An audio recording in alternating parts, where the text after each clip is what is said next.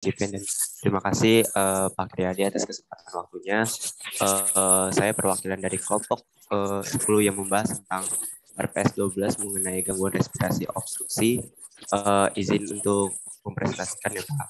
Mungkin untuk Adiba dipersilakan juga untuk membuka share screen-nya.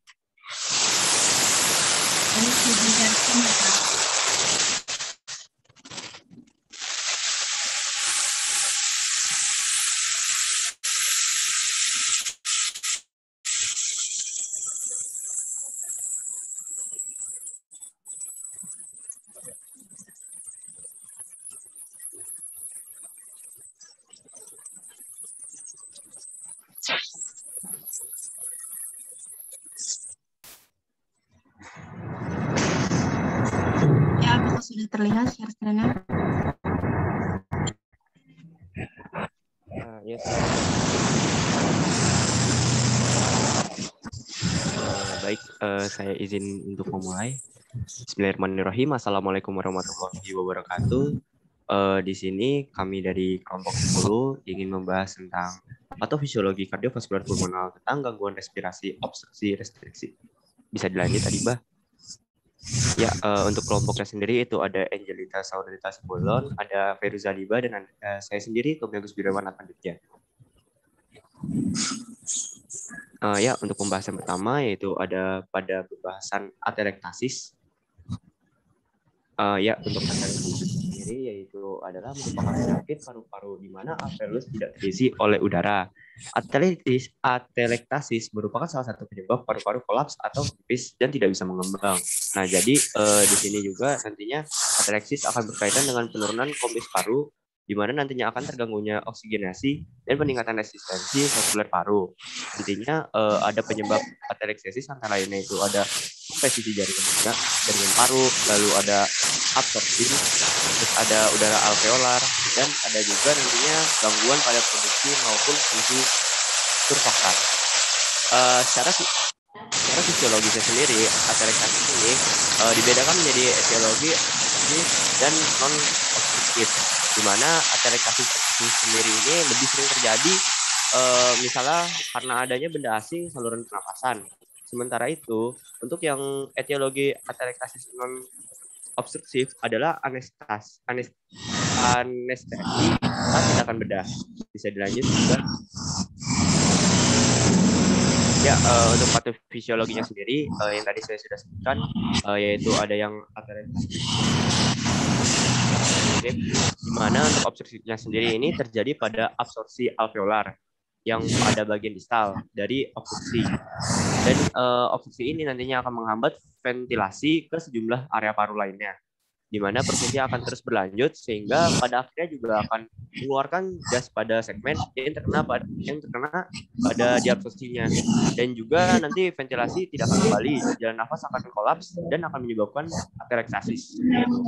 Nah, sedangkan untuk yang non obstruksinya sendiri itu dibagi lagi menjadi atelektasis kompresi, adhesi dikatrik, relaksasi, dan retracement, di mana terjadi penurunan gradien tekanan transmural sehingga alveolus akan menjadi kolaps. Pada atelektasis adhesinya sendiri umumnya terjadi defisiensi atau disfungsi surfaktan yang menyebabkan peningkatan tegangan permukaan alveolus sehingga nantinya alveolus akan menjadi tidak stabil.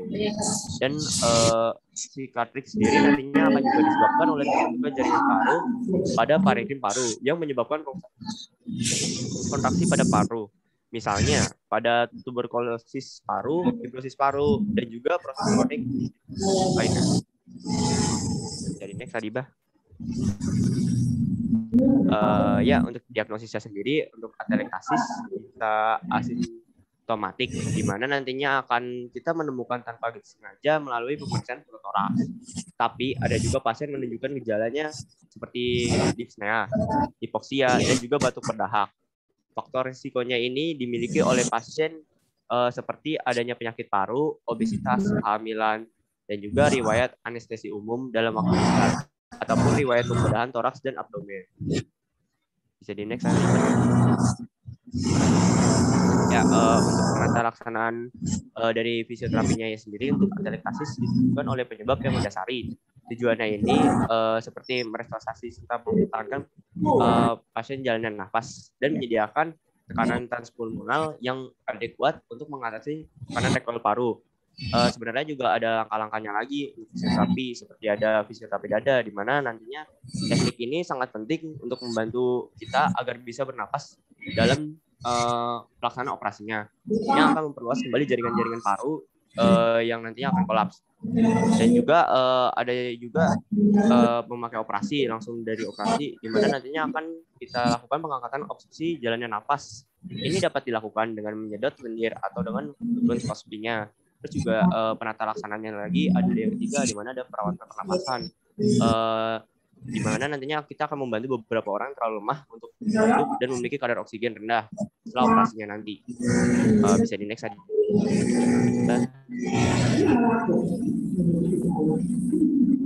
Baik, selanjutnya di sini ada pneumonia. Next. Ini ada definisi dari. Untuk pembahasan selanjutnya akan saya berikan kepada teman saya. Baik, di sini ada definisinya. Secara klinis, pneumonia didefinisikan sebagai suatu peradangan parenkimal instal dari bronchiolus terminalis yang mencakup bronchiolus respiratorius dan alveoli serta menimbulkan konsolidasi jaringan paru dan gangguan pertukaran gas internal. Nah, pneumonia dibedakan menjadi dua, yaitu ada pneumonia komuniti dan pneumonia nosokomial. Untuk pneumonia komunitas adalah pneumonia yang terjadi akibat infeksi di luar rumah sakit. Sedangkan pneumonia nosokomial adalah pneumonia yang terjadi lebih dari 48 jam atau lebih setelah dirawat di rumah sakit. Radang paru mungkin berkaitan dengan berbagai mikroorganisme dan dapat menular dari komunitas atau dari rumah sakit atau nosokomial. Pasien dapat menghisap bakteri, virus, parasit, dan agen iritan. Selanjutnya di sini ada patofisiologi dari pneumonia, di mana agen penyebab pneumonia itu masuk paru-paru melalui inhalasi ataupun aliran darah, diawali dari saluran pernapasan dan akhirnya masuk ke saluran pernapasan bawah. Reaksi peradangan timbul pada dinding bronkiolus, menyebabkan sel berisi eksudat dan sel epitel menjadi rusak. Kondisi tersebut berlangsung lama sehingga dapat menyebabkan eteloktasis. Kemudian reaksi inflamasi dapat terjadi di alveoli yang menghasilkan eksudat yang mengganggu jalan nafas. Bronkospasme dapat terjadi apabila pasien menderita penyakit jalan nafas reaktif. Gejala umum biasanya terjadi pada pneumonia yaitu demam, batuk, dan sesak napas. Di sini ada epidemiologinya. Menurut WHO atau UNICEF pada tahun 2006, pneumonia merupakan penyebab kematian pada anak yang paling sering terjadi di negara berkembang dan memiliki angka kematian yang tinggi melebihi kematian akibat AIDS, malaria, dan campak. Diperkirakan ada 1,8 juta atau sekitar 20% dari kematian anak yang diakibatkan oleh pneumonia di dunia. Nah, di Indonesia, pneumonia menjadi penyebab kematian kedua setelah diare pada anak-anak.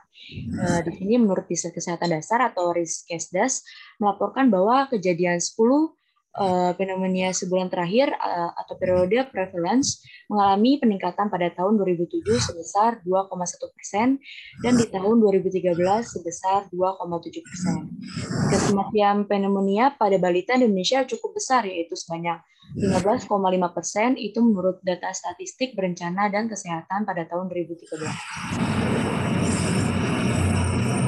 Selanjutnya di sini ada diagnosis dari pneumonia.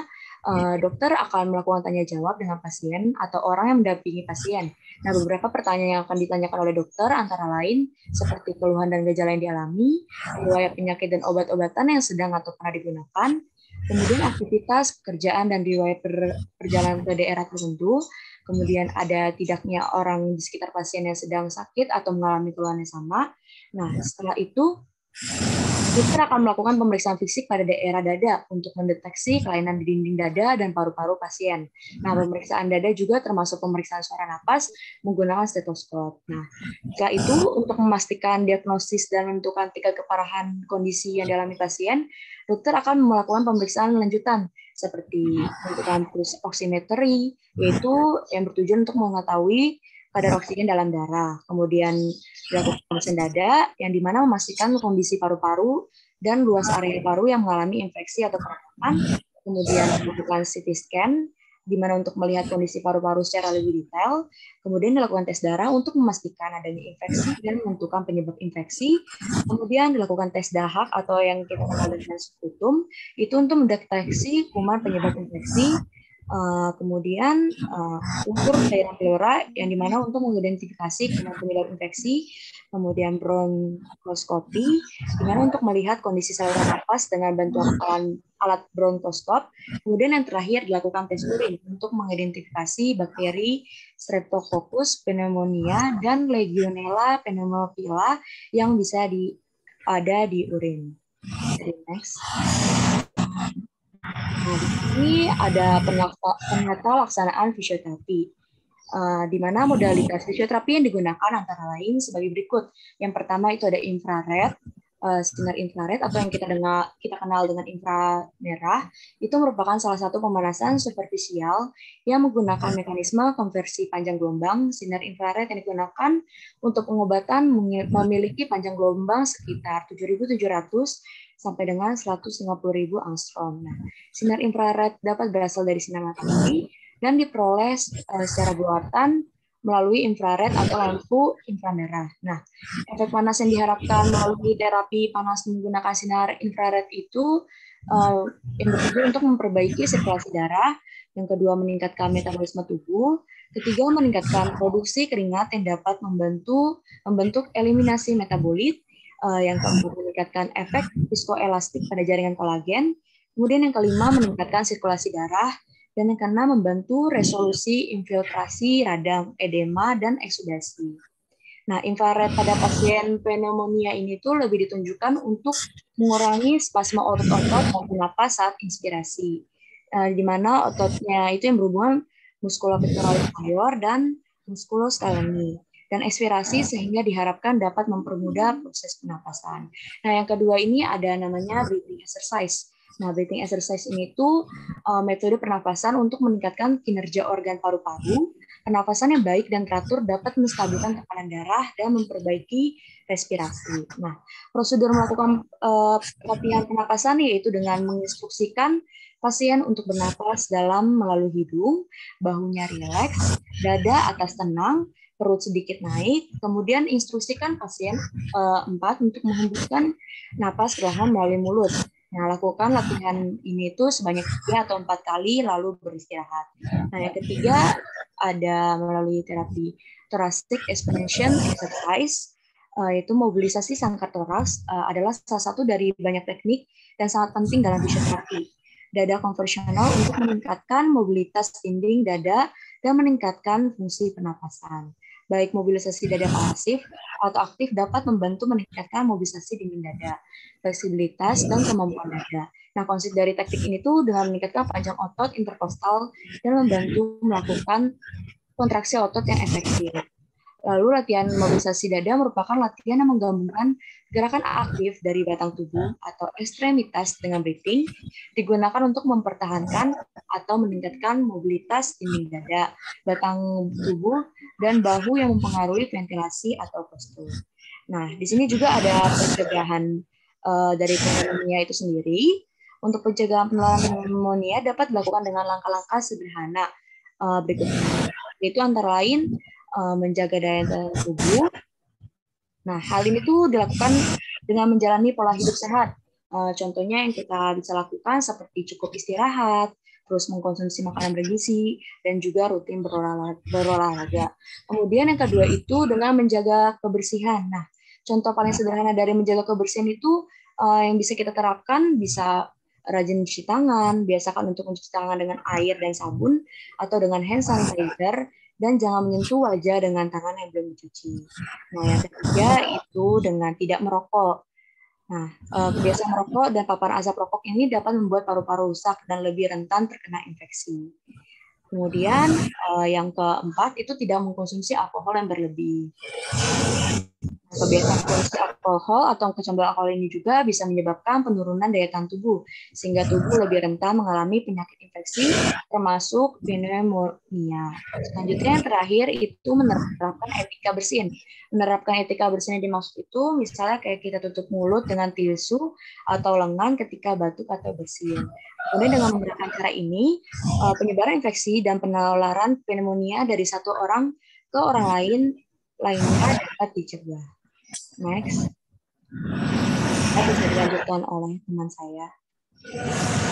Selanjutnya ada fibrosis paru.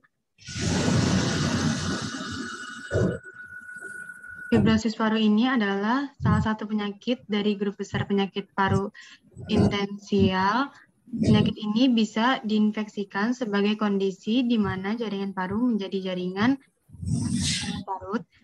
Jaringan parut tersebut menumpuk sehingga membuat paru-paru kaku dan disebut fibrosis, sehingga pasien biasanya mengalami kesulitan untuk bernafas. Penyakit ini biasanya menyerang orang lanjut usia antara 50-75 tahun. Perkembangan penyakit ini bervariasi, ada yang lambat dan cepat. Pada beberapa kasus, penyakit ini tidak berkembang dan dalam beberapa tahun. Seringkali kemampuan pasien untuk bernafas makin memburuk sehingga seiring dengan waktu. Lalu bahkan pasien dapat mengalami sesak nafas ketika sedang istirahat. Fibrosis paru ini dapat menyebabkan penyakit lain seperti paru-paru kolaps, infeksi paru-paru, pembekuan darah di paru-paru, dan kanker paru-paru. Penyakit semakin memburuk, hal itu dapat menyebabkan kegagalan pernafasan, hipertensi pulmonal, dan gagal jantung. Fisiologinya, fibrosis paru idiopatik tidak diketahui. Merupakan jaringan fibrosis paru idiopatik merupakan suatu penyakit fibrosis jaringan parut kronis yang tidak diketahui penyebabnya. Penyakit ini terutama terjadi pada lansia. Gejala utamanya sulit bernafas, gangguan pada fungsi paru-paru. Menurut penelitian, sebagian besar penderita hanya bisa bertahan hidup sehingga sekitar 3 tahun setelah diagnosis. Dan meskipun ada reaksi terhadap pengobatan dini, namun kelangsungan hidup rata-rata juga tindak lebih dari 5 tahun. Penyebab fibrosis paru idiopatik tidak diketahui, namun faktor risiko fibrosis paru dapat meninggalkan luka serta menyebabkan jaringan di sekitar paru dan di antara kantung udara atau alveoli paru-paru. Hal ini membuat oksigen lebih sulit ke dalam aliran darah. Kerusakan dapat disebabkan oleh banyak hal, termasuk racun udara di sekitar tempat kerja, penyakit paru-paru tertentu, bahkan beberapa jenis perawatan medis. Faktor pekerjaan dan lingkungan paparan terhadap sejumlah racun dan polutan dalam jangka panjang juga dapat merusak paru-paru. Dan ini mungkin juga termasuk debu silika, serat absetos, dan debu kayu atau padi-padian atau kotoran burung dan hewan. Lalu epidemiologinya, moralitas fibrosis paru bervariasi sesuai usia, sekitar 1-2% per tahun secara keseluruhan. McKenzie et al. Meneliti angka kematian dari tahun 2000 hingga 2010 menemukan penurunan angka kematian sebesar 1,8% per tahun. Jika tingkat penurunan berlanjut, mereka memperkirakan bahwa angka bertahan hidup untuk individu yang lahir pada tahun 2010 adalah 56 tahun.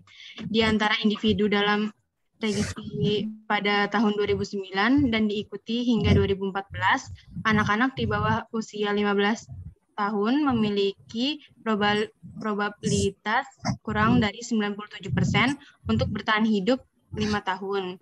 Penurunan kemungkinan kelangsungan hidup yang paling tajam adalah mereka yang berusia antara 15 sampai 20 tahun memiliki probabilitas 92% untuk bertahan hidup 5 tahun, dan mereka yang berusia 20 sampai 25 tahun yang memiliki probabilitas 84% untuk bertahan hidup sampai 5 tahun. Selanjutnya, fibrosis paru dapat melukai dan mempertebal jaringan di sekitar dan di antara kantung udara atau alveoli di paru penghidup, di paru penghidapnya. Lalu kondisi ini membuat oksigen lebih sulit lagi untuk masuk ke dalam aliran darah. Pada kebanyakan kasus, penyebab fibrosis paru ini tidak diketahui, namun ada berbagai faktor yang dapat berpengaruh terhadap terjadinya fibrosis paru. Yang pertama itu merokok, infeksi virus, terpapar polusi yang ada di lingkungan seperti silika, debu, logam keras, bakteri, protein hewan, gas, dan asap. Lalu mengonsumsi obat-obatan tertentu, lalu genetik, dan penyakit gastroesophageal plexus atau GERD.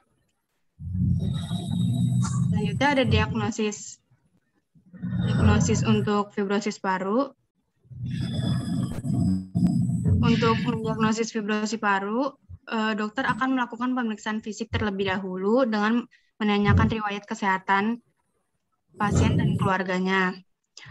Lalu pekerjaannya, kesibukan sehari-hari, hingga gaya hidup seperti merokok atau tidak. Lalu setelah itu dokter juga akan melakukan pemeriksaan fisik dengan menggunakan stetoskop. Dokter akan mendengarkan paru-paru yang dengan seksama saat pasien bernafas. Lalu dokter juga menyarankan pemeriksaan lanjutan seperti X-ray atau ronsen dada, lalu tes pernafasan untuk pemeriksaan kerusakan paru, lalu tes darah untuk memeriksa kadar oksigen dalam darah, penyakit autoimun, dan kemungkinan infeksi. Lalu ada CT scan pada CT scan resolusi tinggi atau HRCT pada dada, lalu ada biopsi paru. Lalu untuk penata laksanaan fisioterapi beserta indikasinya, itu yang pertama ada postural drainage. Postural drainage ini memiliki tujuan untuk mengeluarkan sekret dari paru dengan mempergunakan gaya berat dan sekret itu sendiri. Postural drainage ini memanfaatkan kekuatan gravitasi untuk membantu mengalirkan sekret dengan efektif dari paru-paru ke saluran pernafasan utama, sehingga dapat dikeluarkan dengan batuk efektif dan suction. Untuk pelaksanaannya, pasien ditempatkan dengan kepala atau dada lebih rendah dan dalam waktu lebih dari 15 menit. Postural drainage ini dilakukan 2-3 kali per hari, tergantung beberapa banyak penumpukan yang terjadi. Postural drainage dapat dilakukan pada berbagai posisi, disesuaikan dengan kelainan parunya. Pada penderita dengan produksi sputum yang banyak, postural drainage dapat efektif bila disertai dengan perkusi dan vibrasi dada. Lalu yang kedua ada perkusi. Perkusi yaitu pergerakan yang ditimbulkan melalui ketukan pada dinding dada dalam irama yang teratur dengan menggunakan telapak tangan. Perkusi ini menggunakan energi mekanik pada dada dan diteruskan pada saluran nafas paru dengan tujuan melepaskan sekret yang tertahan. Perkusi ini dapat dilakukan memakai telapak tangan, jari dan jempol. Lalu posisi yang terbaik adalah dengan mengadduksikan jari dan jempol sehingga membentuk mangkuk. Lalu yang terakhir ada vibrasi. Vibrasi ini secara umum dilakukan bersama dengan perkusi. Vibrasi dengan kompresi manual dan getaran pada dinding dada menggerakkan sekret ke jalan nafas yang besar. Sedangkan perkusi melepaskan atau melonggarkan sekret. Lalu vibrasi dilakukan hanya pada waktu pasien mengeluarkan nafas. Pasien disuruh bernafas dalam dan kompresi dada. Dan vibrasi dilaksanakan pada puncak inspirasi dan dilanjutkan sampai akhir ekspirasi. Vibrasi dapat dilakukan 5-8 kali vibrasi per detik. Indikasi dari vibrasi adalah patah tulang dan hemopitosis. Ya, mungkin sekian dari kelompok. Kembalikan ke moderator. Baik. Sudah. Iya Pak, sudah Pak. Oke, terima kasih ya buat kelompok-kelompok yang sudah presentasi kasus. Ya, terus ya silakan yang ada yang mau nanya atau menambahkan, ya silakan ya ke kelompok penyaji yang menjawabnya.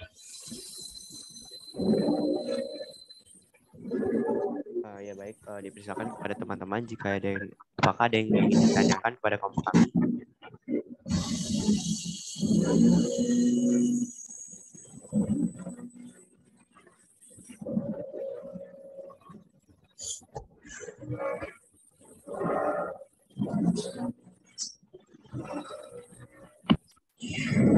Interupsi, mohon izin bertanya.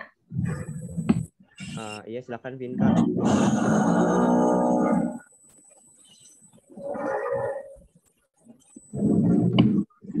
Ya, baik. Terima kasih, Tommy. Perkenalkan, nama saya Nabila Pintansari.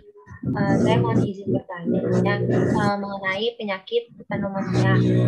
Di PPT kan tadi dijelaskan bahwa pneumonia itu banyak dikenai oleh anak-anak ya. Nah, itu kenapa banyaknya itu terkena oleh anak-anak daripada orang dewasa. Seperti itu. Terima kasih kelompok. Baik, terima kasih atas pertanyaannya Vinka. Mungkin untuk pertanyaannya kami tampung terlebih dahulu ya. Kami buka sesi tanya jawab ini dengan satu sesi 3 pertanyaan. Dipersilakan kepada teman-teman yang lain apakah ada yang ingin ditanyakan.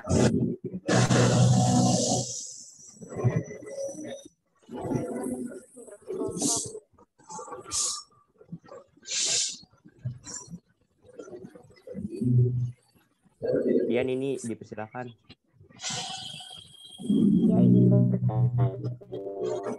Sebelumnya perkenalkan, nama saya Julia Manapian. Izin bertanya. Nah, kita kan sebagai seorang tenaga kesehatan.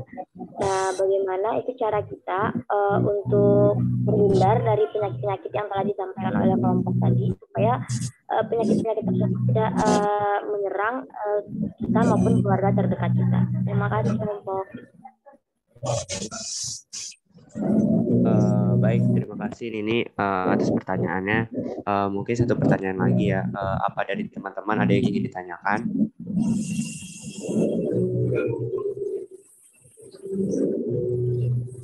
Interupsi. Ya, dipersilakan Sela.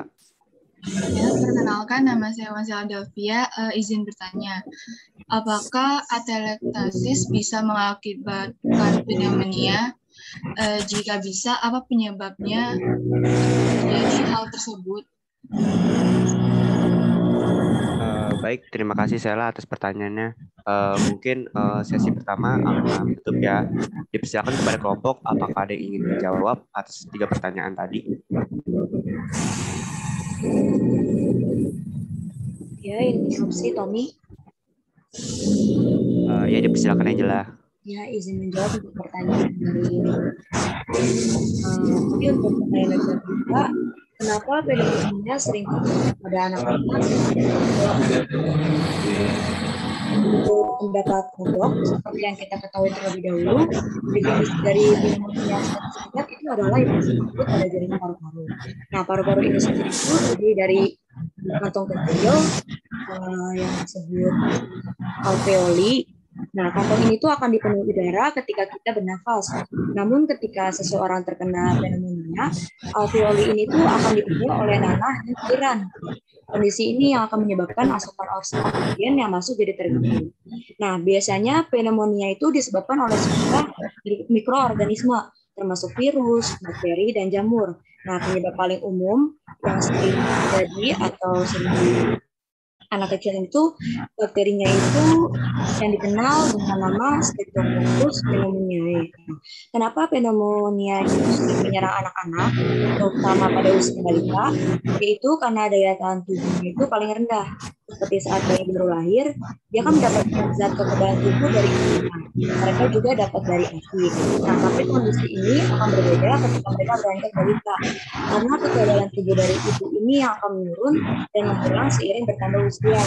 Nah, ketahanan tubuh balita akan menurun sejak mereka tak lagi menyusu alias saat disapi. Nah, saat itulah kondisi balita paling rentan, di mana kondisi imunitas yang rendah dan tak adanya tambahan imun dari sang ibu itu membuat daya tahan tubuh berkurang. Antara daya tahan tubuh dan kekuatan kuman yang menginfeksi itu jadinya nggak seimbang. Nah, maka dari itu ketidakmampuan tubuh menghadapi serangan kuman Streptococcus pneumoniae inilah yang menyebabkan balita akhirnya terserang pneumonia.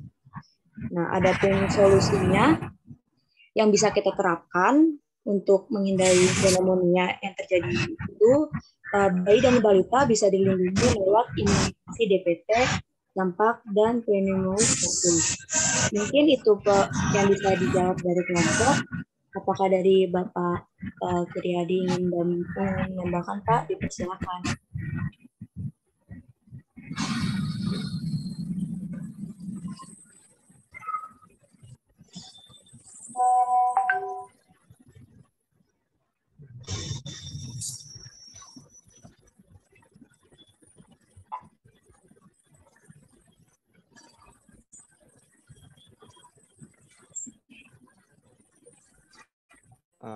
Ya, Pinka, apakah jawaban dari kelompok kami apakah bisa terjawab atas pertanyaan yang sudah Pinka berikan?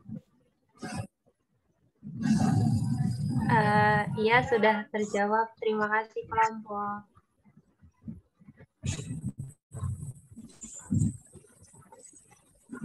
Baik, apakah dari kelompok ada yang ingin menjawab sisa 2 pertanyaan tadi, pertanyaan dari Sela dan ini?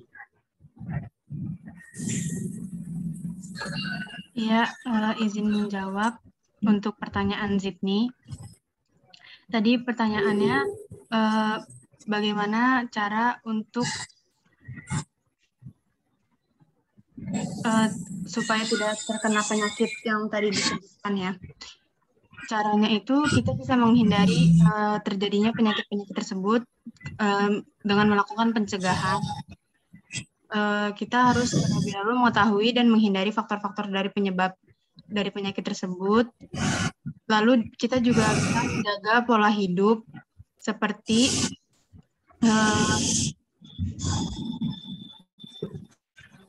tidak merokok, lalu menjalani vaksinasi yang untuk penyakit pneumonia, lalu menjaga daya tahan tubuh, menjaga kebersihan,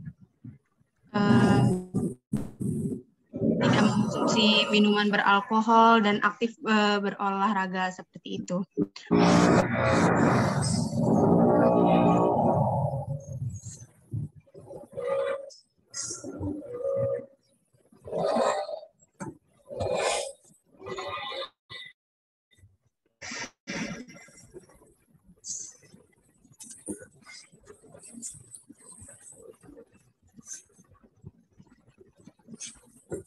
Ya, ada lagi mau ditanya?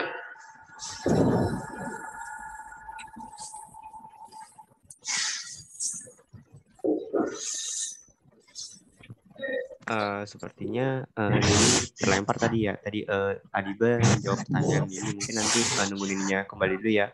Sembari menunggu Zidni kembali, saya izin menjawab atas pertanyaan Sela, di mana untuk pertanyaannya sendiri itu apakah telektasis bisa mengakibatkan pneumonia? Jika bisa, apa penyebabnya? Jika terjadi hal seperti itu, ya saya izin menjawab bisa. Dikarenakan atelektasis sendiri saja itu adalah di mana dia disebabkan oleh sulitnya bernapas apabila pasien sudah memiliki penyakit paru-paru. Nah, di mana nanti atelektasis sendiri itu terutamanya pada atelektasis obstruktif yang saya sudah tadi jelaskan. Nantinya di situ akan terjadi akibat adanya gumpalan cairan mukus. Nah, di situ nantinya akan memicu terjadinya infeksi. Salah satunya sendiri itu juga bisa menyebabkan pneumonia. Nah, dari pneumonia sendiri juga nantinya dari cairan mukus sendiri itu nggak hanya bisa menyebabkan pneumonia saja, bisa juga mengidap juga resiko untuk yang berlebihnya lagi seperti terkena sepsis. Apakah jawaban tersebut dapat bisa terjawab oleh pertanyaan Sheila tadi? Bagaimana Sheila? Iya, sudah. Terima kasih Tommy dan kelompok.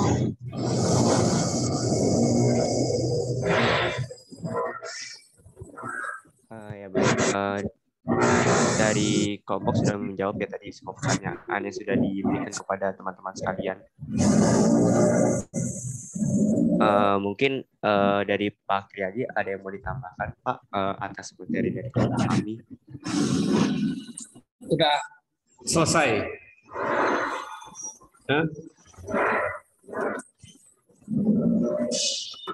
Baik, itu tadi apa?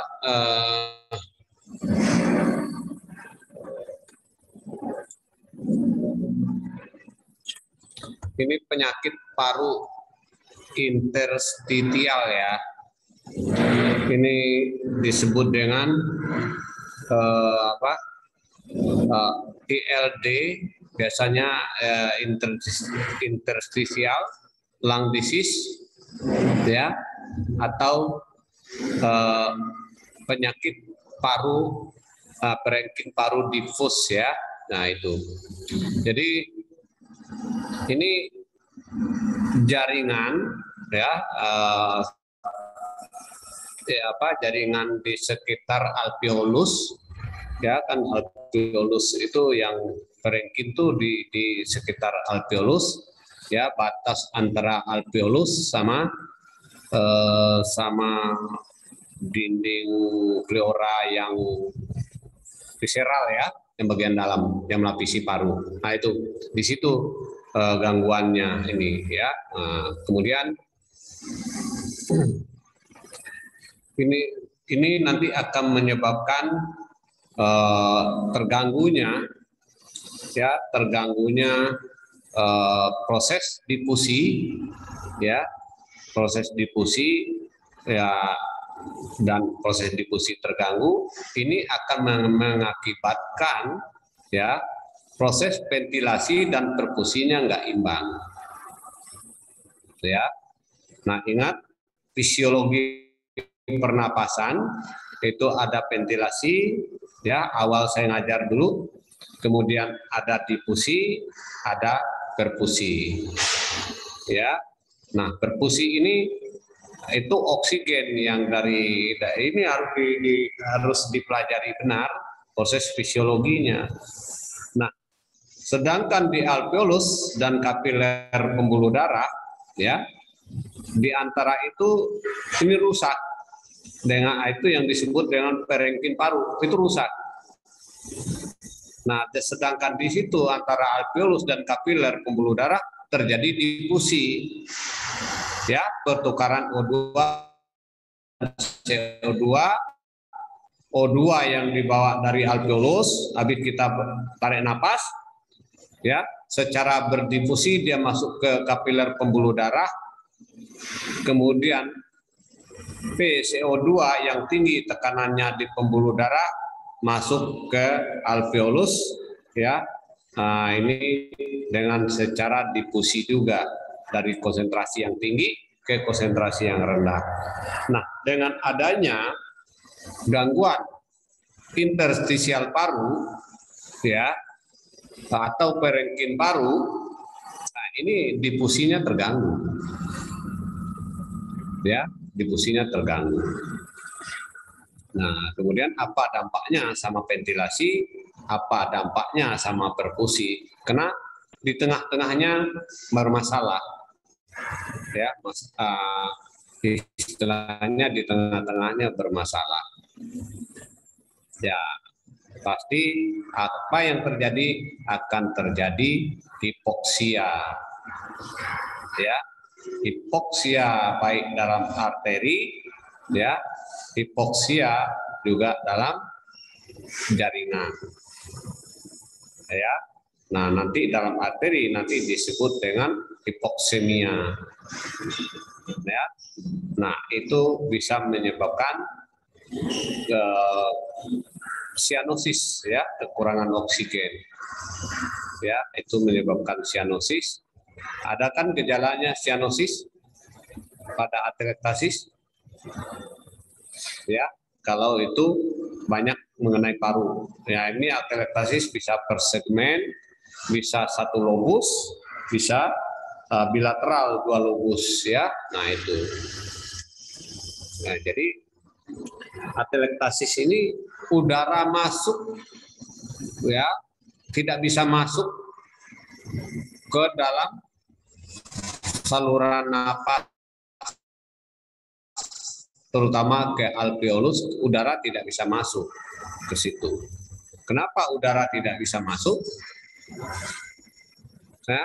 Nah, itu bisa dari obstruksi, bisa dari non obstruksi.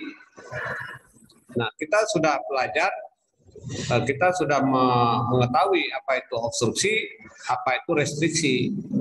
Nah, kalau di sini bukan restriksi yang disebut, ya, tapi kebanyakan dari restriksi juga yang non obstruksi.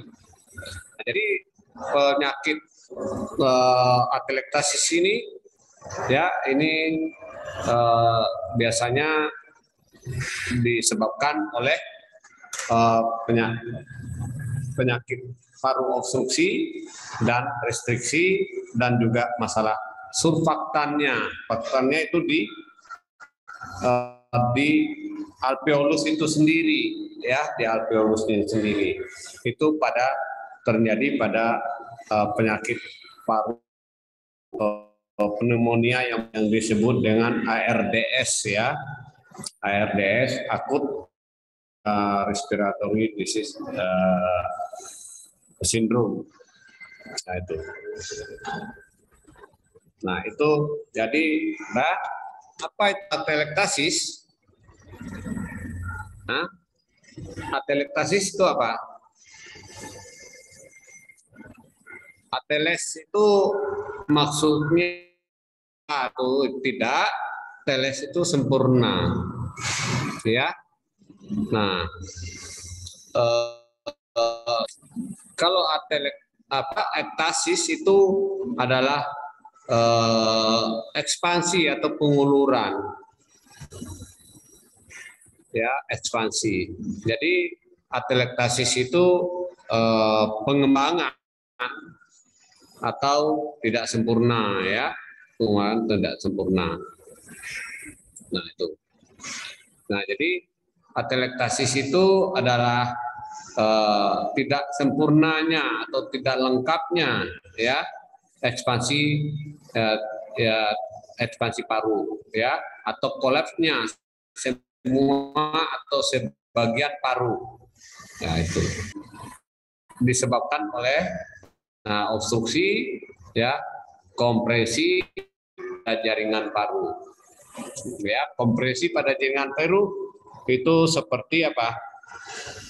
Pneumotorak, hidropneumotorak, hematopneumotorak, ya. Nah, itu yang dihitung. Nah, kemudian dari obstruksi itu bisa dari PPOK, dari asma, atau dari makanan yang masuk ke dalam saluran nafas. Oh, ini aspirasi, ya, aspirasi. Kedengaran nggak suara saya? Dengar, Pak. Ya, kedengaran nggak? Nah, itu, ya, jadi aspirasi. Nah, kalau masalah nanti pneumonia, ARDS, ini nanti juga nah, ini masalah surfaktannya yang itu, ya, masalah surfaktan. Nah, itu yang menyebabkan paru tidak mengembang, ya, oksigen tidak bisa masuk ke dalam saluran napas, ke alveolus, tidak bisa mencapai alveolus, ya. Nah, jadi sederhana saja sebenarnya. Udara tidak bisa masuk ke alveolus. Udara masuk ke alveolus lewat mana? Lewat saluran napas. Berarti ada masalah di saluran napas. Ada masalah penekanan di luar saluran napas. Ya, ada masalah di tempat perengkin paru itu sendiri yang bermasalah. Nah, itu yang bermasalah, ya. Gampang kan sebenarnya? Jangan dibikin susah. Nah, kenapa dia tidak bisa masuk? Ini karena obstruksi. Nah, itu tadi dari saluran napas sendiri bermasalah. Kenapa saluran? Misalnya asma. Asma kan restriksi vasokonstriksi saluran napas. Ya, salurannya spasme gini, udara tidak bisa masuk. Jadi udara tidak bisa masuk ke dalam saluran napas, menyebabkan alveolusnya kolaps, tidak terisi udara. Ya. Kemudian bronkiektasis, bronkitis kronis juga begitu. Itu. Nah, kalau itu memang sudah mendebal sekali di bronkusnya, di bawah bronkus alveolus tidak bisa mengembang. Ya, tidak bisa masuk udara. Nah, ini obstruksi. Kemudian kamu makan bakso atau makan cilok, ya, atau makan rendang nggak dikunyah, masih besar, sambil bercanda langsung ketelan. Langsung ketelannya tapi tidak ke mulut, kesedek, ya, keselak, itu yang masuk ke saluran napas. Ya, ini dari trakea. Jadi ada hambatan saluran napas dari trakea ke alveolus. Ya, ini yang menyebabkan obstruksi jalan napas, menyebabkan alveolus tidak dapat udara. Ya, nah, bakso masuk ke nyangkut di trakea. Ini semua paru-paru nggak dapat udara. Trakea kan satu, nyumbat satu, semua tidak dapat. Ini alveolusnya tidak dapat udara, ini atelektasis. Ya, atelektasis itu aspirasi nantinya. Itu yang disebut dengan aspirasi penyebabnya. Nah, ada juga yang disebabkan atelektasis itu dari kompresi, ya, kompres, dikompres, terkompresinya. Jadi istilahnya apa namanya? Ada paru tidak mengembang. Nah, paru tidak mengembang kenapa? Ya, kena fibrosis paru. Nah, berkaitan. Fibrosis paru itu parunya kaku. Ya. Parunya kaku, ya, tidak bisa mengembang, tidak elastis. Udara bisa masuk nggak ke, sedangkan alveolus itu ada di paru-parunya. Udara bisa masuk nggak? Nah, bisa nggak udara masuk ke ini? Bisa nggak udara masuk ke saluran napas yang sudah lengket itu? Ya, bisa nggak? Kira-kira? Tidak bisa. Tidak bisa, itu juga atelektasis. Ya, itu juga atelektasis, tidak bisa. Ini. Ya. Nah, kemudian misalnya pneumotorak, hidropneumotorak, kan tahu sendiri.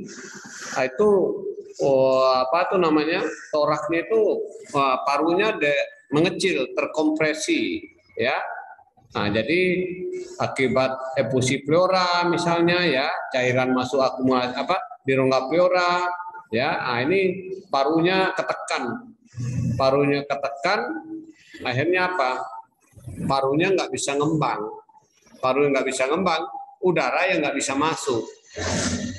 Ya, nggak bisa masuk. Ini juga atelektasis ya, penyebab atelektasis. Jadi ada kompresi di paru ketekan atau dari tumor ya. Nah itu. Nah kemudian nanti ada ya perengkin paru, penyakit perengkin paru itu juga dari fibrosis paru ya, fibrosis paru. Fibrosis paru ini penyebabnya juga banyak.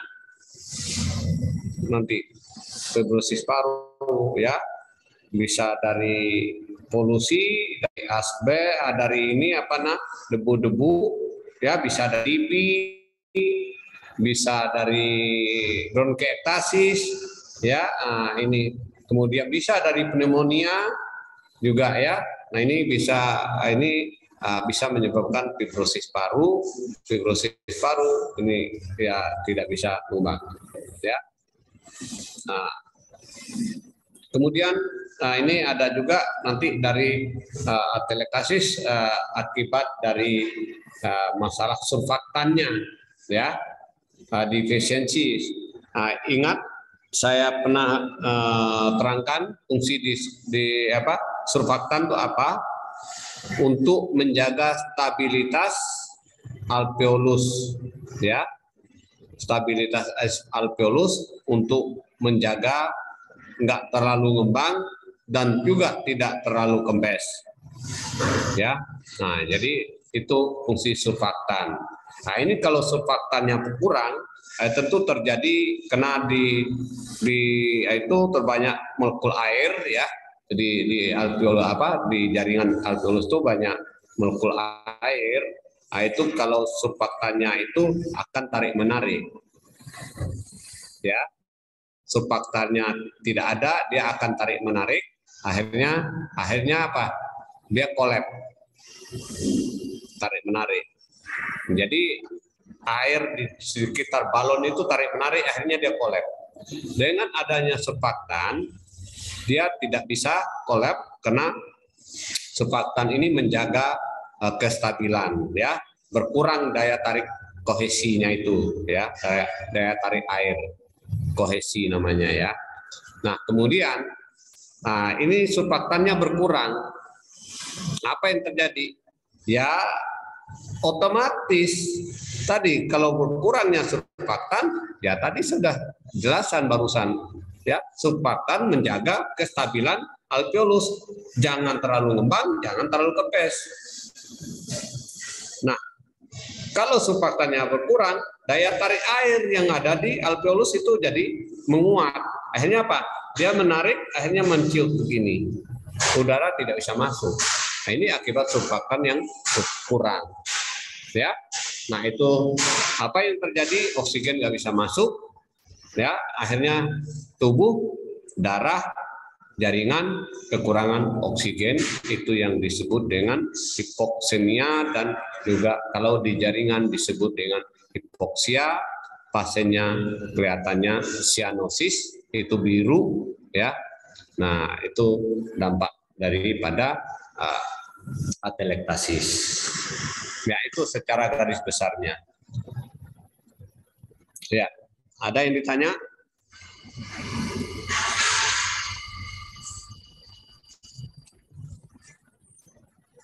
Interupsi Bapak. Hah? Ya, perkenalkan nama saya Salsabila Pak, izin Ya. bertanya. Ya. Tadi kan itu di PPT itu ada faktor dari fibrosis itu ada GERD ya Pak. Nah, kalau misalkan kita GERD itu bagaimana sih Pak kita tahu atau ciri-cirinya itu kita udah bakal fibrosis gitu Pak? Atelektasis. Masalah atelektasis bukan? Fibrosis Bapak. Fibrosis paru. Ya. Fibrosis paru ini ya fibrosis paru ini akibat dari ya infeksi yang berulang-ulang ya, penyembuhannya tidak pernah sempurna ya di jaringan paru. Infeksinya berulang-ulang ya, seperti pneumonia ya, kemudian TBC, ya, kemudian abses paru, abses tahu ya, sampai bernanah ke paru, ya, kemudian bronkiektasis, ya, ini yang banyak dahaknya. Jadi ya karena ini akibat dari radang paru yang berulang-ulang, ya, kemudian tidak bisa mempertahankan tubuh tidak bisa mempertahankan saluran napasnya biar tidak diinggapin kuman, ya. Nah, itu berulang-ulang akhirnya luka. Jadi apa kalau lukanya bekas? Itu namanya sikatrik. Ya, tahu nggak sikatrik? Nggak tahu. Kalau kamu luka di kulit, mengkilat bekasnya. Kalau sudah lama nggak sembuh-sembuh, mengkilat. Tahu nggak mengkilat kulitnya? Hah? Jadi pori-porinya sudah nggak ada. Ya, pori-porinya sudah nggak ada. Nah, itu elastisitasnya berkurang, ya, kalau sikatrik. Sikatrik nanti lama-lama dia akan tumbuh sel-sel baru, ya, protein-proteinnya nemu di situ, akhirnya sifat elastisitasnya berkurang, sifat jaringan parunya hilang, yang tumbuh adalah jaringan baru, ya, atau pengerasan dari paru yang tidak bermanfaat di situ. Inilah yang disebut dengan fibrotik, ya, fibrotik. Jadi fibrotik itu adalah pengerasan sebenarnya dari pengerasan, artinya, ya, pengerasan paru atau parunya kaku. Nah, itu fibrosis, ya, parunya kaku. Apa ini? Siapa? Oh, jadi parunya atau kaku itu namanya fibrosis paru, ya. Nah, kemudian fibrosis paru itu, ya, bisa nggak diisi udara? Orang udah kaku, ya, bisa nggak parunya ngembang?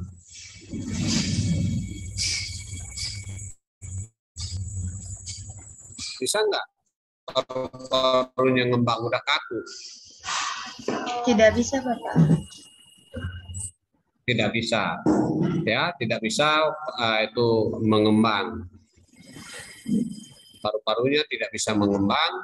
Ini akibat dari pneumonia berulang, atau radang paru berulang, atau penyakit TBC berulang, ya, atau juga bekas dari ARDS, ya, akibat dari pneumonia. Pneumonia kan nanti ada penyebabnya, baik dari virus, bakteri, atau dari jamur. Nah, dari virus, misalnya viral, viral pneumonia. Nah, ini kamu pernah dengar ICU sampai nggak muat? Pernah dengar nggak selama corona ICU penuh? Nah, itu ICU penuh itu akibat dari ARDS, ya, pneumonia berat. Itu pasti membekas di parunya. Itu pasti fibrotik di parunya, infiltrat, ya, pasti meninggalkan bekas di parunya. Nah, ini fibrotik paru itu jadi parunya kaku, ya, fibrosis parunya kaku. Jadi paru nggak bisa ngembang. Ini adalah termasuk penyakit kronis. Sampai kapanpun dia nggak bisa ngembang, ya, penyakit kronis. Nah, nanti ini dia menyebabkan daya tahan tubuhnya kurang bagus. Dia nanti akan terserang lagi, pneumonia lagi, Pneumonia lagi, membekas lagi, nambah lagi apa sikatriknya, ya, nambah lagi fibrotiknya, nanti kena lagi radang, kena lagi TBC, nambah lagi, ya, nggak bisa sembuh. Akhirnya apa? Ya, ditransplantasi paru aja. Kalau ada donornya, ya, ini fibrotik paru, ya.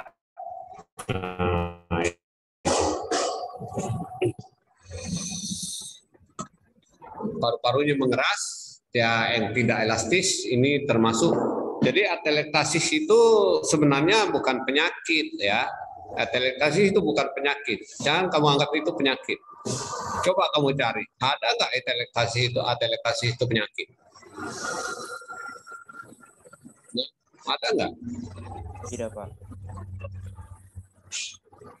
Penyakit bukan atelektasis.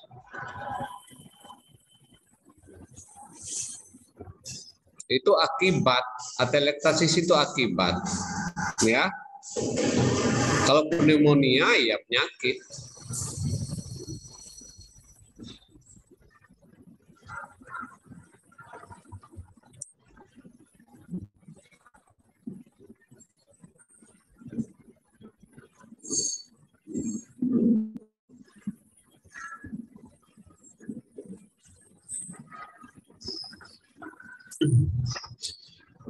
Nah, kemudian ada lagi yang ditanya? Silakan.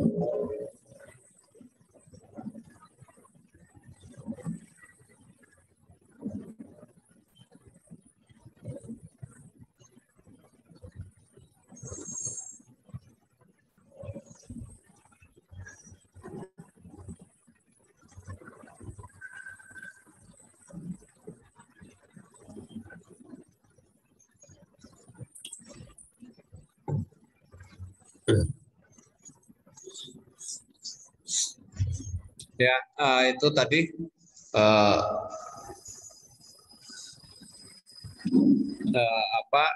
sebenarnya awalnya ini semua dari radang, ya, pneumonia kebanyakan. Ya, nah itu. Lain kalau atelektasis itu macam-macam, ya. Bisa dari obstruksi, bisa dari kompresi, dan bisa dari masalah ini surfaktannya, ya. Nah, jadi itu dengan radang tidak peradangan paru tidak sempurna sembuhnya, ya, paru tidak sempurna sembuhnya, meninggalkan sikatrik, ya. Nah, kemudian di sikatrik itu nanti dia berubah lagi, terkena infeksi lagi, akhirnya membentuk jaringan fibrosa, ya, akhirnya jadi fibrosis, ya, itu. Nah, fibrosis itu tidak ada yang diharapkan bisa pertukaran O2 di situ, ya, tidak bisa. Yang diharapkan bisa O2 di situ.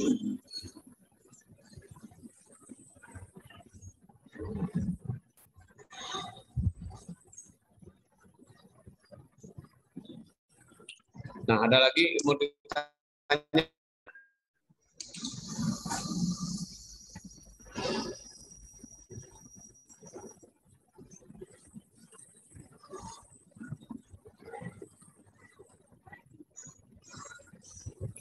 Nah, kemudian pneumonia.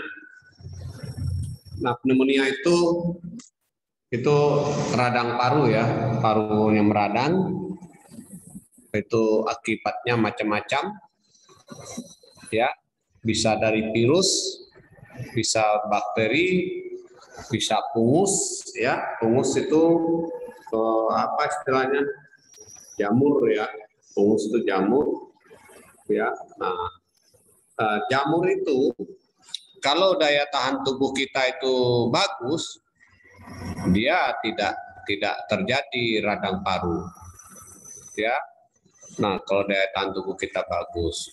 Nah, fungus ini ada di paru, bisa masuk ke paru, ya, bisa istilahnya bisa menjadi penyakit di paru, ya, bisa itu akibat ada penyakit paru sebelumnya biasanya. Nah, itu akibat TB misalnya, ya.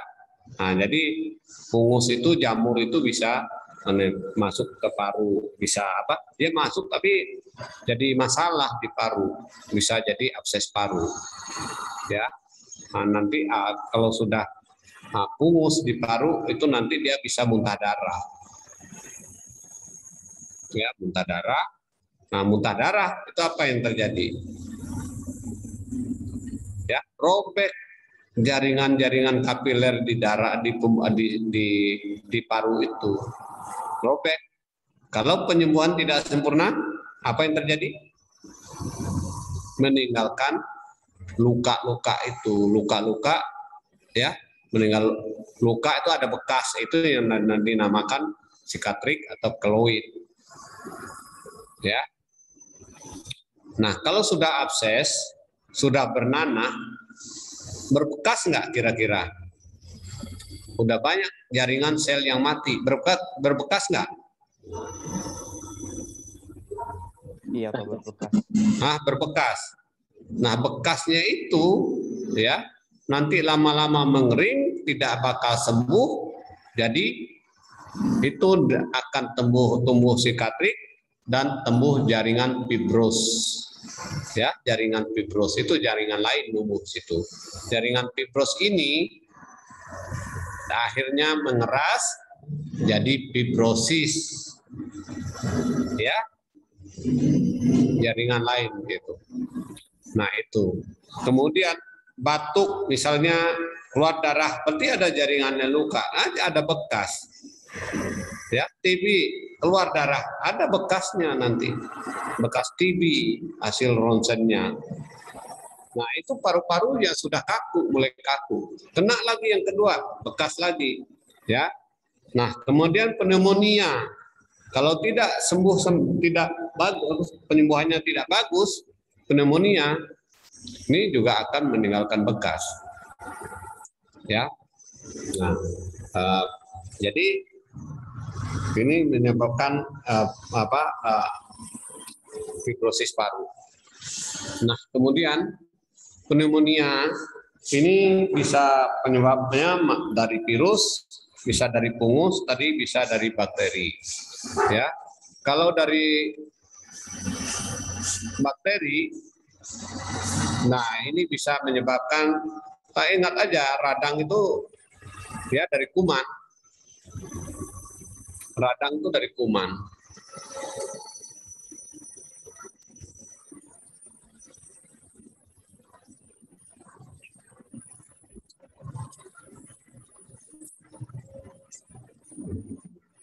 Nah, kumannya apa? Bakteri, virus, dan fungus. Nah, bakteri banyak macamnya ya, Streptococcus ya. Nah, banyak sekali itu bakterinya. Kemudian virus juga banyak, influenza, kemudian virus corona nanti ada MERS-nya, ada COVID-nya, ya, itu virus ini bisa menyebabkan pneumonia, kemudian jamur. Nah, pneumonia ini menyebabkan cairan banyak di saluran napas, terutama di alveolus. Ya, saluran napas diisi sama cairan, akhirnya surfaktannya berkurang, ya, kantong-kantong itu diisi sama cairan. Akhirnya udara tidak bisa masuk ke dalam alveolus. Ya, nah ini nanti kalau di fototorak ini nanti banyak sekali cairan seperti embun. Kalau di ronsen seperti embun putih, paru-parunya putih, bukan hitam. Yang normal kan hitam, akan putih. Ini dilihat ya. Nah, itu kalau dari bakteri itu biasanya dia sebelah atau berlobus ya. Nah, kalau itu dari virus kayak COVID kemarin, COVID-19 itu bisa simetris kenanya ya, bilateral paru kiri dan kenanya. Makanya apa? Itu cepat banget ya. Virus pintar corona ya bisa dalam 4 jam saja bisa menutupi saluran napas ya, saluran napas tutup. Nah, akhirnya dia alveolus nggak dapat oksigen penuh cairan di dalam sputum. Nah, ini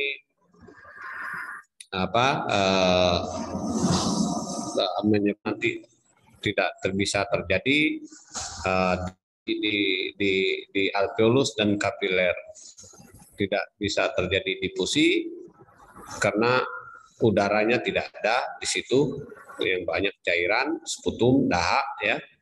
Nah, ini menyebabkan nanti hipoksia, hipoksemia juga ya. Nah, ini nanti gagal napas jadinya ya.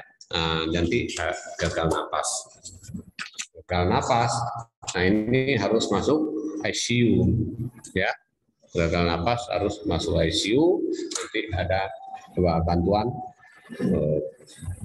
napas disebut dengan ventilator ya. Kalau itu masih dipertimbangkan tidak perlu, belum butuh ventilator, ini harus beri napas oksigen tekanan tinggi ya. Nah, itu tekanan tinggi. Nah, kira itu ya. Nah, kalau sudah bakteri, apa yang terjadi atau virus kalau sudah rada begitu? Nah, terjadilah demam. Demam ini adalah perlawanan tubuh ya, imun tubuh ya, sitokin yang menyerang musuh-musuhnya virus atau bakteri. Akhirnya perangnya hebat, panasnya tinggi sampai 39 derajat Celcius, di atasnya malah. Nah, ya. Nah, ini kalau sudah nggak terkendali ya, akhirnya nggak jelas mana musuh, mana teman sendiri ya. Jadi sel-sel sendiri diserang, bukan musuh yang diserang, bukan virus diserang, malah sel sendiri yang diserang. Ini brutal, ini menyebabkan pneumonia berat ya, ARDS ya, pneumonia berat ARDS. Ini juga yang disebut dengan kalau sudah brutal itu disebut dengan badai sitokin. Sitokin itu adalah imunnya tubuh untuk melawan penyakit, ya, melawan kuman. Nah, ini disebut dengan badai sitokin. Badai sitokin ini kalau tidak cepat diatasi bisa meninggal, ya. Kalau tidak cepat dilakukan pertolongan medis bisa meninggal. Ya, makanya kemarin corona itu banyak yang meninggal. Ya. Nah, nanti mengenai gejala itu bisa karena oksigennya kurang. Gejalanya ingat aja, oksigennya kurang, dia harus memenuhi kebutuhan oksigen parunya kerja keras dengan meningkatkan respirasi. Frekuensi respirasi ditingkatkan. Ya. Nah, semua atelektasis juga respirasinya ditingkatkan. Seharusnya 12 sampai 20 bisa sampai 30, 60, 40, kalau anak-anak bisa sampai 60 respirasinya per menit. Ya. Nah, itu sesak yang utama yang jelas. Ya, kemudian nanti ada batuk, apakah itu ada sputum seperti pneumonia? Ya, batuknya basah. Kalau tidak ada sputum atelektasis, misalnya akibat penekanan kompresi, itu ya batuknya kering. Nah, itu. Nah, bagaimana pertahanan tubuh menghadapi pneumonia? Ya, pertahanan tubuh yang fisioterapi bisa lakukan, itu kita lihat bagaimana ini pneumonia itu ada dahak di saluran napas. Jadi pertahanan tubuh kita itu harus ada refleks batuknya, kemudian eskalator siliari, ya, eskalator siliari ini harus bekerja bagus untuk mempertahankan saluran napasnya tetap bersih, ya. Jadi pneumonia itu bagaimana kita mempertahankan saluran napasnya tetap bersih, ya. Nah, tolong dipelajari ini adalah soal ujian sebenarnya, ya. Jadi pertahanan tubuh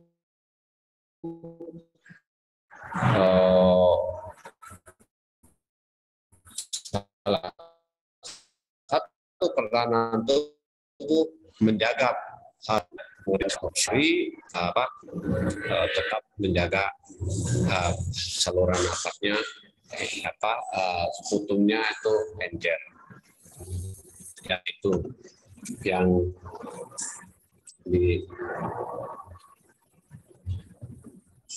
ada lagi yang ditanya?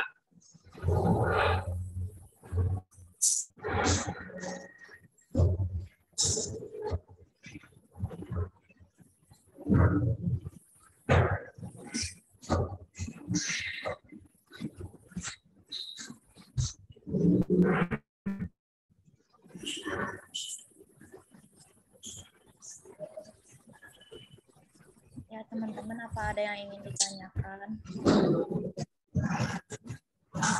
Apa? Ya.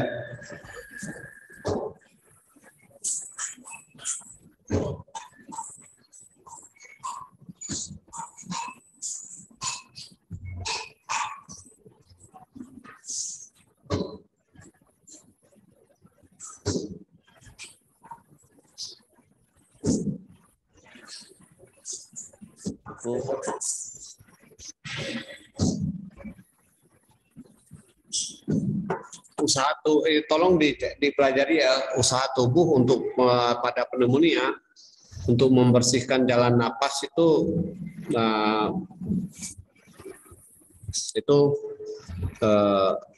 bagaimana mekanismenya, ya. Itu satu, tolong itu ya, itu yang penting buat kalian sebenarnya. Ya, terus ada lagi yang mau ditanya?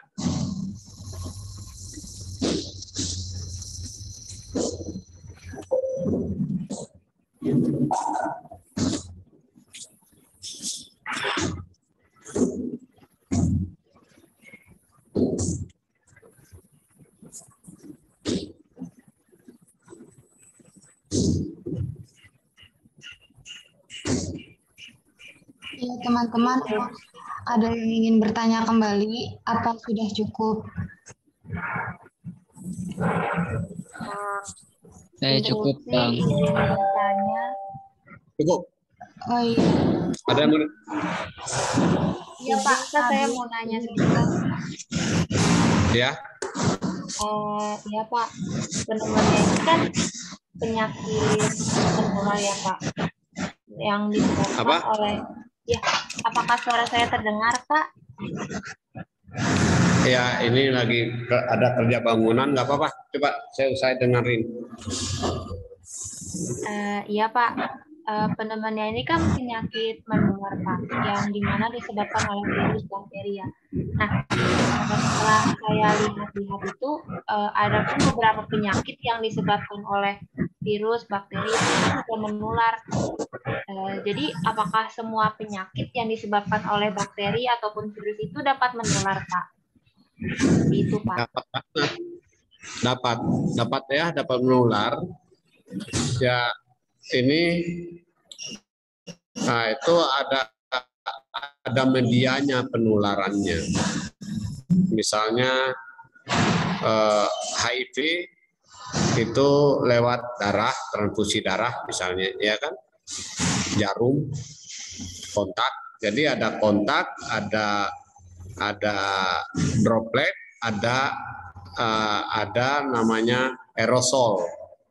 Nah, itu penularannya, model penularannya.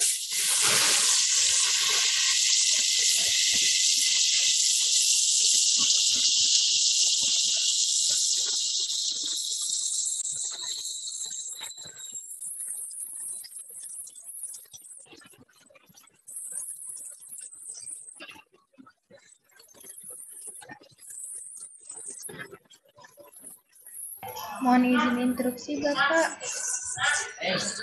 Mohon maaf Bapak, suara Bapak tidak terdengar jelas Bapak.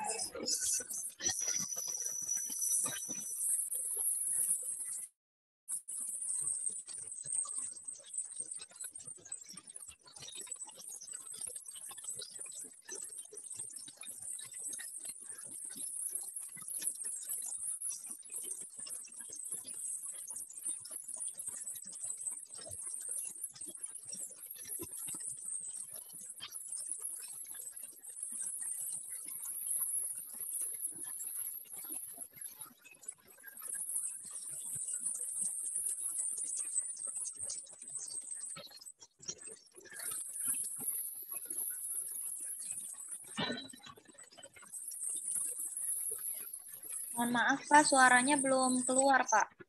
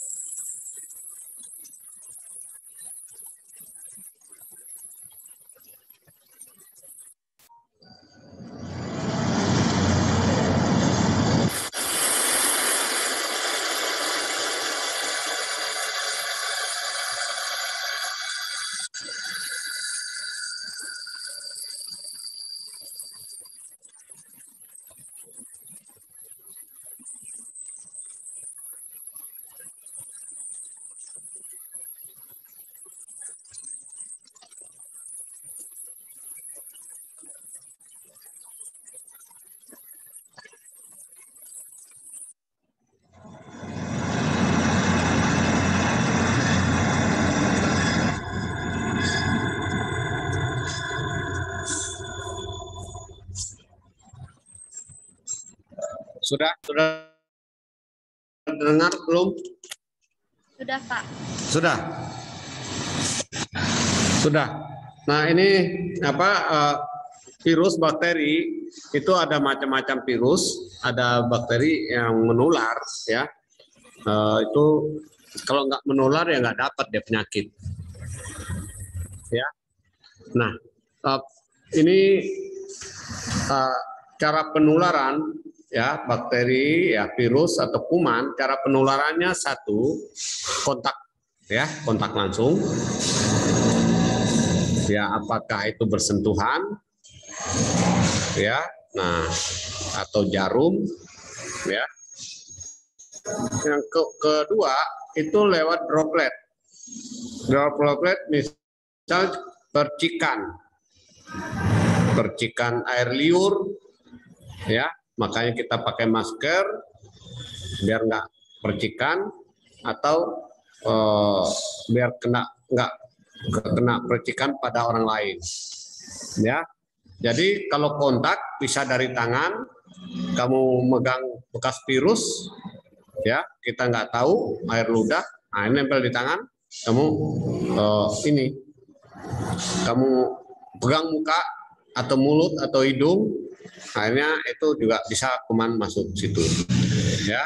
Nah lewat droplet, ya percikan udara di udara, kemudian aerosol ini dari udara bawa ke kita. Nah kalau untuk droplet kita atur jarak berapa? Ya kurang lebih 6 kaki. Ya kalau teori Eropa itu kan 6 kaki. 1 kaki 31 cm. Taruhlah 30. Kalau 6 berapa? 30 kali 6 180 cm. Ya, berarti 180 cm. Berarti 186 cm. Makanya jaga jarak itu ya 1,5 sampai 2 meter. Corona kan gitu. Pakai masker. Itu untuk mencegah penularan. Nah, kemudian ada juga lewat udara aerosol namanya. Aerosol. Nah, ini kita tidak tahu jaraknya berapa kalau aerosol. Yang jelas kita harus pakai masker. Ya. Nah, itu cara penularannya. Kalau apa?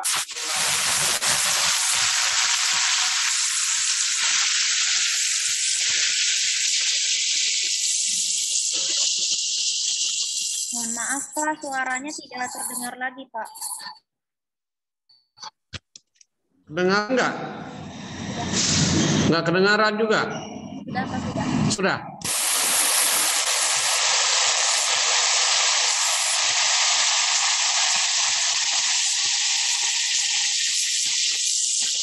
Bapak, maaf, suaranya kresek-kresek lagi, Pak.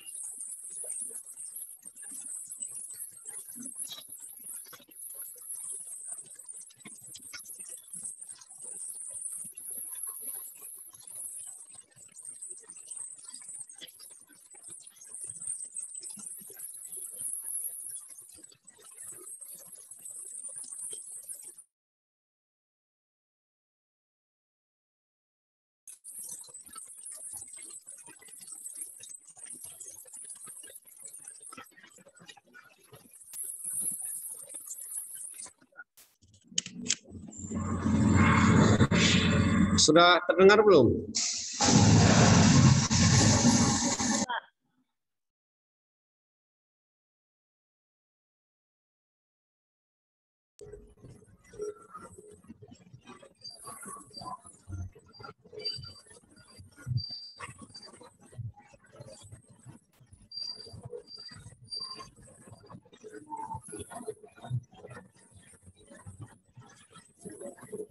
Sudah terdengar belum? Sudah Pak. Sudah. Ya itu jadi penularan, ya penularan kuman, virus ya, apa bakteri atau jamur itu ada 3, ya 3 besar lah ya itu ya. Nah, itu lewat kontak langsung, lewat droplet dan lewat udara.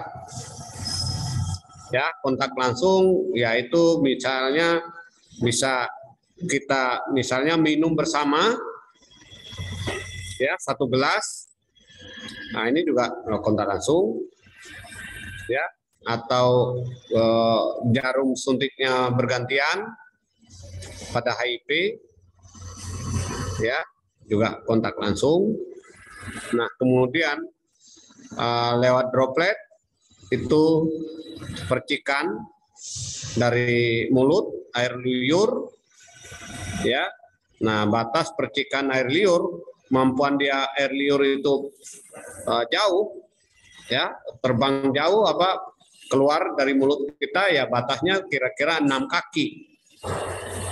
Ya, 6 kaki kurang lebih 180 cm. Nah, itu makanya jaga jarak, ya, kurang lebih 2 meter, jaga jarak biar nggak kena virus corona, ya.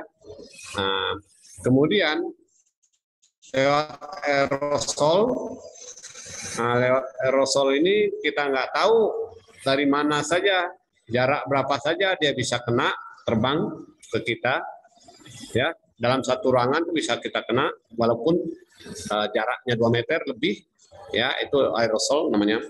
Nah, itu ya kalau sudah terkena virus begitu, sudah masuk ke kita tidak bisa jaga, tidak kena kita nggak ngerti, ya. Nah, itu nanti dia kalau memang daya tahan tubuh kita jelek, kurang bagus, ya, sedang kurang bagus, ya kita bisa kena pneumonia, ya, pneumonia. Nah, pneumonia itu kalau tubuh kita tidak bisa, ya, membersihkan saluran napas, ya dia akan berat. Jadi pasti sputum itu dahaknya itu ya sarang kuman. Kalau dia nggak bisa keluar, nambah lagi kumannya, tambah banyak. Akhirnya apa? Dahaknya makin banyak, kemudian virusnya makin banyak atau bakterinya makin banyak. Ini nanti akan terjadi ARDS, ya, pneumonia berat. Ya, ini akan terjadi gagal napas. Nah, itu paham? Bisa ya? Ngerti? Bisa. Nah, itu yang virus atau itu yang dari masalah penularan, ya, kira-kira itu. Terus ada lagi mau ditanya? Nah, tolong ya dipelajari gagal napas juga, apa yang disebut gagal napas, bagaimana PCO2-nya, bagaimana PO2-nya, berapa persen, berapa milimeter Hg, ya, tolong gagal napas. Terus bronkiektasis, dahaknya bagaimana, jumlahnya, bronkiektasis, ya. Kemudian penyebab fibrosis, ya, bagaimana penyebab fibrosis, itu tolong dipelajari. Kemudian apa itu hiperinflasi, ya, hasil radiologinya bagaimana hiperinflasi, ya, ini masalah fisioterapi. Kenapa? Ini harus dibetulin.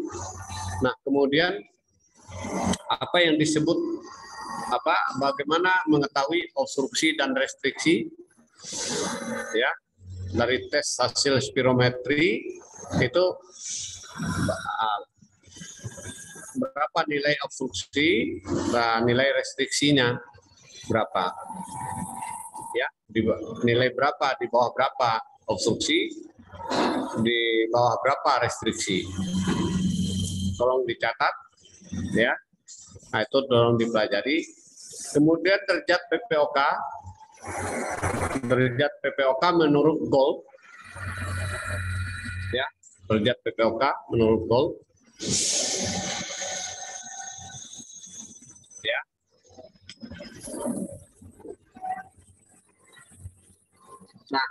Nah, untuk pneumonia, asma tadi bagaimana? Asma itu proses penyumbatan saluran napasnya bagaimana? Apa yang menyebabkan saluran napas itu dia nyumbat? Asma. Yang menyebabkan saluran napasnya nyumbat itu apa? Pada asma. Ya. Nah, kemudian tadi hiperinflasi itu masalah emfisema ya. Nah, tes fungsi itu masalah obstruksi, PPOK masalah gold, derajat sesak, derajat PPOK, ya derajat PPOK menurut gold, ya. Kemudian bronkiektasis, bagaimana dahaknya, bau dahaknya, ya baunya. Kemudian kistik fibrosis, ini penyebabnya apa? Nah, kemudian asma. Kenapa dia terjadi penyumbatan saluran napas, ya. Nah, kemudian juga dipelajari gagal napas. Apa tuh gagal napas? Berapa nilai PaO2-nya, berapa nilai PaCO2-nya? Gagal napas, ya. Nah, tipe 1, tipe 2, ya. Nah, gagal napas. Kemudian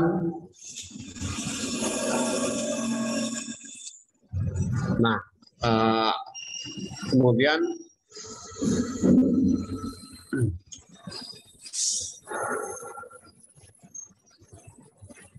apa lagi ya? Nanti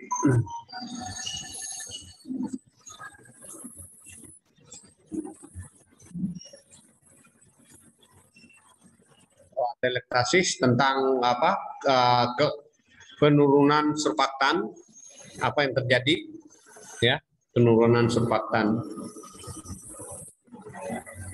ya. Nah, kemudian pneumotorak, ya pneumotorak, hidropneumotorak, mungkin itu definisinya, ya, hematopneumotorak. Nah, kemudian emfyema, apa itu dekortikasi, ya dekortikasi, emfyema, ya. Nah, emfyema. Nah, kemudian apalagi dekortikasi, emfyema, ya. Nah, ya kira-kira itu gambarannya buat ujian, ya. Ya, gimana? Masih ada nggak pertanyaannya? Ya, teman-teman. Jadi ini saya kira saya pertemuan terakhir ya untuk semester ini, ya. Iya, betul, Pak. Oke, walaupun kita tidak pernah ketemu, ya mudah-mudahan apa lewat suara, lewat pertemuan ini, ya, dengan ya kita bisa saling berbagi ya ilmu, saling berbagi ilmu. Nah, semoga kalian sukses ya semuanya. Saya kira cukup. Masih ada nggak? Cukup. Ya? Ya, mungkin sudah cukup Pak karena tidak ada yang ingin bertanya lagi. Oke, kira sudah cukup. Sekian, terima kasih. Ya, oke, silakan tutup Nadira. Ya, baik Pak. Sebelumnya terima kasih kepada Pak Kir yang telah menyempatkan waktunya untuk mengisi kuliahan pada hari ini. Terima kasih juga kepada teman-teman kelompok yang telah mempresentasikan materinya dan teman-teman yang telah bertanya. Lebihnya mohon maaf. Wassalamualaikum warahmatullahi wabarakatuh. Waalaikumsalam warahmatullahi wabarakatuh. Ya, oke, cukup. Terima kasih, Bapak. Terima kasih, Pak.